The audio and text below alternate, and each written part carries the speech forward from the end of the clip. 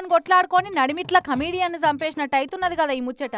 India Pakistan నడుమ ఎప్పుడు లొల్లి పంచాది మోపైనా ఎంబటే కరాచీ బేకరోలకు కాకదలగక తప్పదు.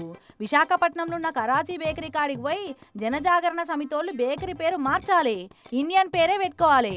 ఇండియాలో పాకిస్తాన్ ఉండే ఊరి పేరుతోటి బేకరీ ఏంది, మీకు ఇంకా వేరే పేర్లు లేవా అని నిరసనకు దిగిండ్రు.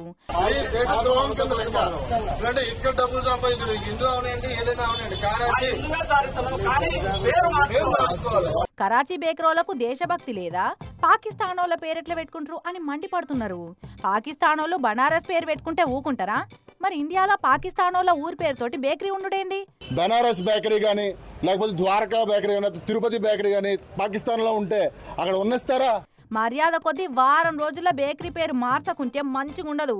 కేంద్ర సర్కార్ వీళ్ళ మీద దేశద్రోహం కేసు పెట్టాలి, ఈ బేకరీలను సీజ్ చేయాలి అనుకుంటా లొల్లి మోపు చేసిర్రు.